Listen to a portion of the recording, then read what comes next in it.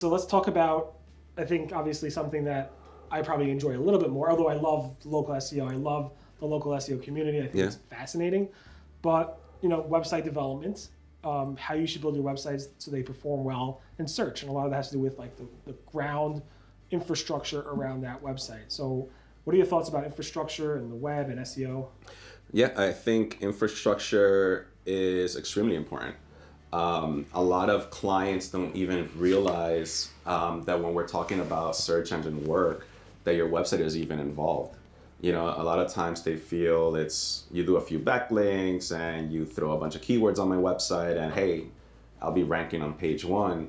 But they don't realize that, the technology behind your website can really hurt how the campaign is functioning. And things as simple as, we had a client recently, ginormous website. We were doing an audit for them, and were having issues with tracking. We do an audit. They had a development website that was up and running, a dev 2, that was taking half of their traffic. So while they're looking at the live website and what's wrong with it, Google was bringing some of their traffic to a different site, right? That's at the most basic and easiest, right? But it involves from the architecture, schema markup codes, having a sitemap, super important within your website so that Google can start crawling through the website, optimizing your images. There's so many different things or variables that play into this that a lot of people don't really realize. But it can be a huge detriment from the mobile page speed. We all know that almost everyone's on mobile these days. If the website's not moving fast enough on mobile, Google can penalize you and bring you down in the ranks. So it doesn't even matter, You can have the best keywords in the world, but if your website is really lacking from a tech perspective, it can hinder. We have a client right now, we're on 6 months and their maps is doing great. Their rankings every month they're growing, but it's a huge institution. There's a lot of different departments and different ITs within there, and they don't necessarily have the bandwidth or the staff to be able to facilitate tech audits and upgrade the website. And we stress to them how important it is and how it's hurting. While we're still growing, we feel we can be 3 times of where we are right now if they were to update this, but they just don't even have the bandwidth. And just to show like how important something is, it's not always just about the keywords and the backlinkings, but your website architecture is extremely important. Interesting. All right, so you touched on a lot of topics there, and maybe I'll dive into some of them if that's okay with you. So I find it funny, like the test site ranking, that's a common issue. And it's something that a lot of people just don't even think about because, they want people to be able to see the test site so they can test it. Yeah. So the number one rule, obviously, is just put a password on it so that Google can't, one of those Apache, passwords that Google can't get into it. You don't have to necessarily no index it or anything like that. If it's public, yes, you do.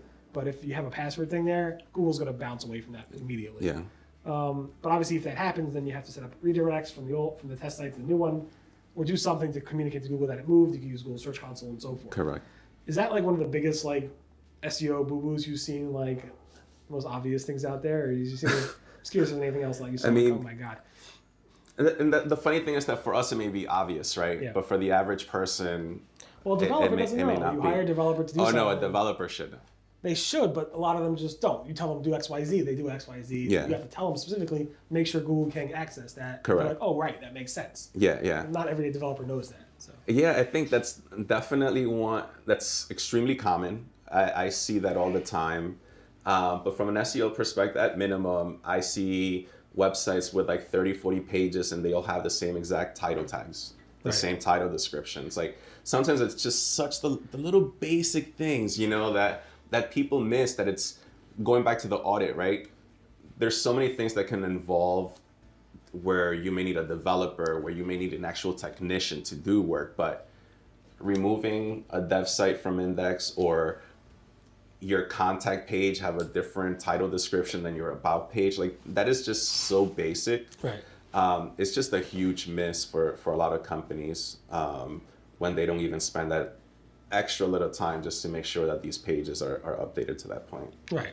And I definitely agree with you that when it comes to a site performing well, the foundation is very, very important. It's probably less important for like a 5-10 page website because it's easy to spot issues. Yeah.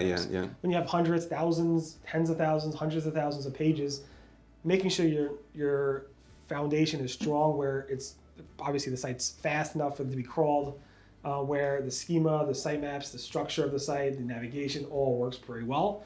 That's super important, of course. Obviously, sitemaps facilitates that. Schema helps, not necessarily the rankings per se, but schema definitely helps with getting a higher click-through rate in search results. There's a lot of this misinformation out there that schema actually helps Google rank your pages.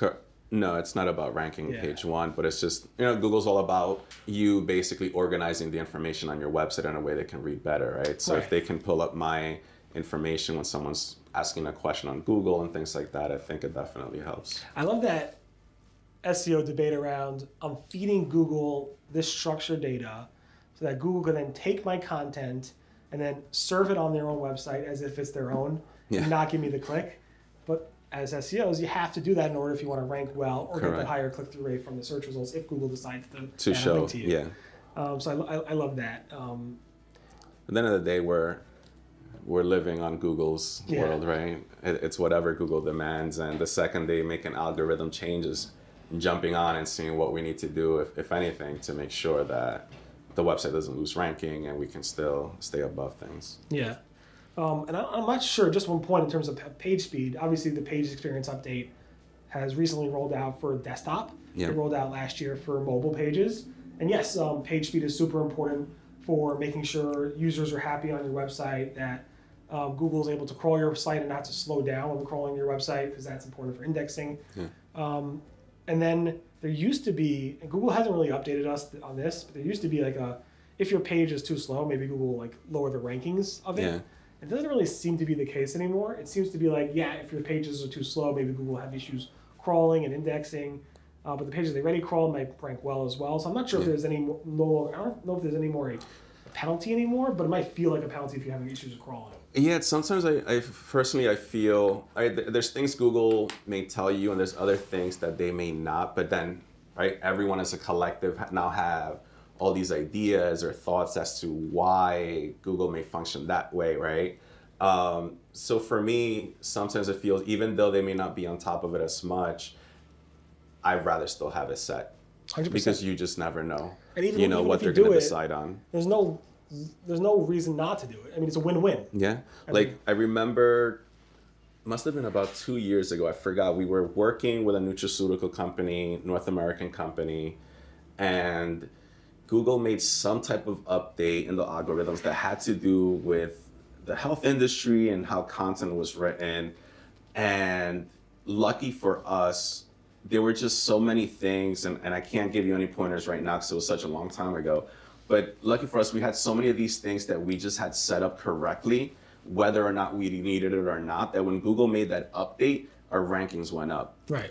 Where many other websites who were page one dropped to like page 100 because they were just missing those few little things that maybe at that point it wasn't important. You would think Google's not really looking for it because, again, Google never gives you a playbook, right? If they gave you a playbook, then everybody would be on page one.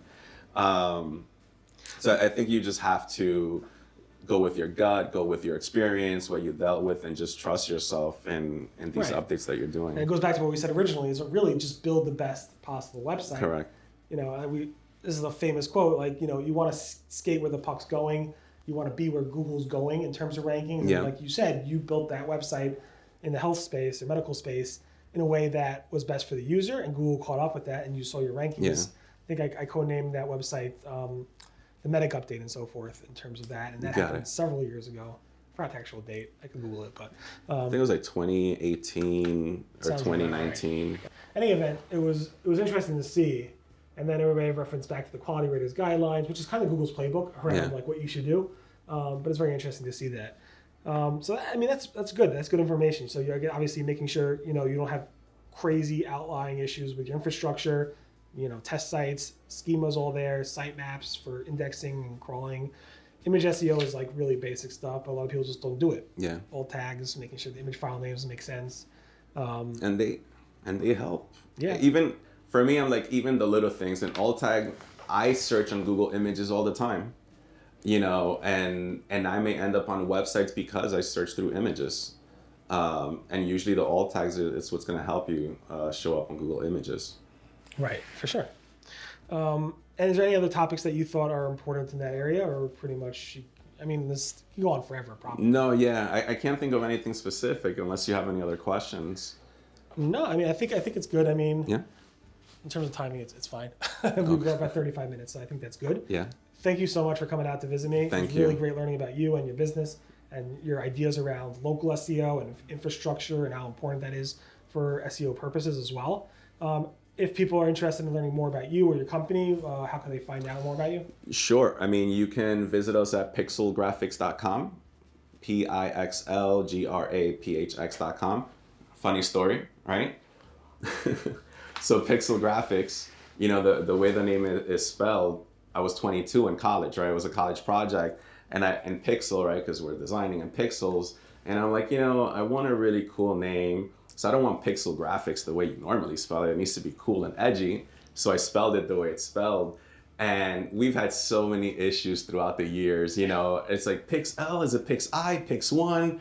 You know, almost no one knows how to spell the name of the company. We're fine with it now. It is what it is. But it just found it it's just so funny because, you know, trying to be cool back when you're 20, you know, in your 30s and 40s, it's really not so cool. It makes it even harder. Yeah, we were talking before we started recording, is even my company name, Rusty Brick, has no like relevance to software development outside of, we thought it'd be cool for in terms of bricks and construction and building software.